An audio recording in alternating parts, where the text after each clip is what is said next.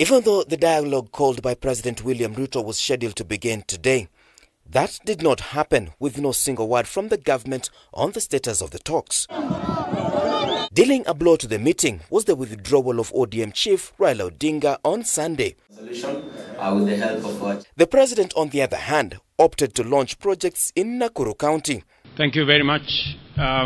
Last week, the president and Raila Odinga agreed on a consultative meeting that will encompass the youths and other stakeholders, totaling to 150. The names were to be submitted by last week on Friday to pave way for Monday's meeting. We want it to be a really very engaging conversation on the way forward, that we deal with fundamental issues that are affecting our society today.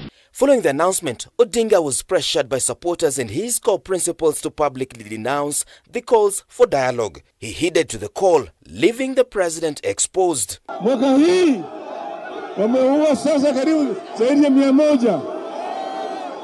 Mtu kama hawa mikono yao imejaa damu. Mikono yao imejaa damu. Hatuwezi kuongea na hawa watu. No dialogue. No dialogue. No dialogue. Azimio had scheduled a meeting on Monday, which was later postponed as differences of opinion within the coalition escalate owing to the calls for dialogue. Another one, which had been scheduled for Saturday, failed to kick off, and on Tuesday, the party, ODM, will meet its legislators through a parliamentary group meeting to chart the murky waters ahead and come up with a solid decision regarding the dialogue. What dialogue is needed to get police officers whose faces have been in the media shooting wantonly, killing people? What dialogue is needed for them to go home? And what dialogue is needed on corruption? What dialogue is needed for the clear message to William Ruto and his regime that they must exit the stage? I think this particular Gen Z demonstrations were not by us. We tried as Azimio. We failed through the usual methods. Come with dialogue, before you know it, co-option and compromise. Let us allow our children space to bring accountability to this country. Odinga is in a dilemma on whether ODM should be part of government or not. Already, if indications from the party's Secretary General Edwin Sifuna are anything to go by, then the party might be softening its stand and ready to join the government.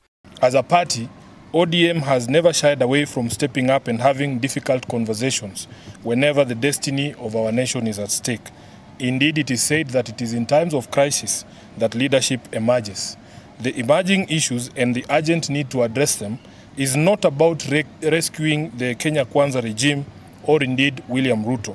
The nation is bigger than and distinct from any one of us. Odinga's quagmire is further exacerbated by his quest to be the chair of African Union, a position that must have the government's backing, and his fears are that he cannot go against the government or criticize lest he loses its support.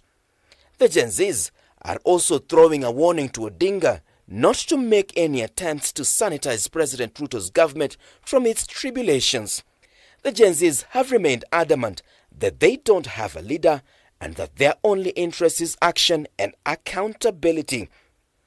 All eyes are now on ODM legislators as to whether they will ratify the calls for dialogue and what they will ask President Ruto in exchange for their support, given that the president has shown interest in forming a government of national unity. Martin Opio, K24 TV, Nairobi.